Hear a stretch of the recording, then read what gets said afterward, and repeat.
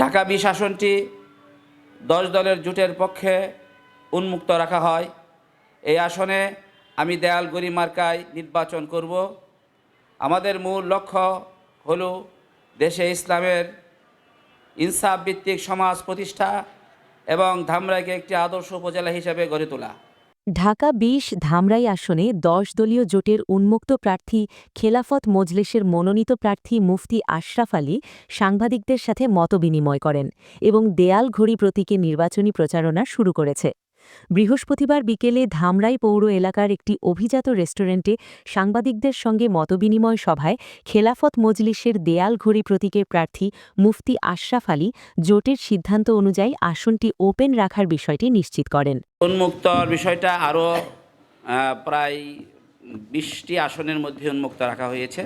ঢাকা ২০কে উন্মুক্ত রাখা হয়েছে কারণ ১০ দলীয় জোটের সমঝোতা দুই পদ্ধতিতে হয়েছে। প্রথম পদ্ধতি হলো যে একক প্রার্থী রাখার চেষ্টা করা হয়েছে। যেখানে একক প্রার্থী রাখা সম্ভব হয়নি, দুই দলের মধ্যে একটু মতবিরোধ হয়েছে, তখন জোট কর্তৃক দুই দলকেই অনুমোদন দিয়েছে, উন্মুক্ত রেখেছে আর কি। সেই হিসাবে ঢাকা ২০কে উন্মুক্ত রাখা হয়েছে। এখনও পর্যন্ত আমাদের ধামরাইটা স্থিতিশীল আছে এবং বর্তমানে আমরা যত উপলব্ধি করতে পারছি ধামরাইতে সুষ্ঠু একটা নির্বাচন হবে আশা করছি। পরবর্তীতে প্রচারণাকালে আমরা বুঝতে পারব যে কোনো ধরনের অকারেন্স হয় কি না, বা অপ্রীতিকর ঘটনা ঘটে কি না, বা প্রশাসন প্রভাবিত হয় কি না, বা প্রভাবিত হয়ে কারো পক্ষ নাই কি না, এটা আমরা পরবর্তীতে দেখব ইনশাআল্লাহ। এখন পর্যন্ত আমরা এরকম ঝুঁকিপূর্ণ আমাদের কাছে নেই।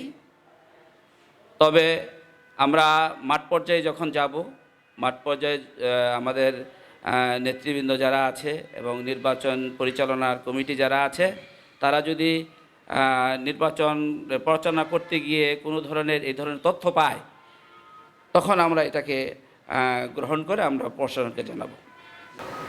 মানুষ এখন একটা পরিবর্তন চায়। দীর্ঘদিন আওয়ামী শাসনও দেখেছে, এরপরে বিএনপি শাসনও দেখেছে, জাতীয় পার্টির শাসনও দেখেছে। মানুষ এখন একটু পরিবর্তন চায়, অন্য এক দলকে এই মতামত দিয়ে।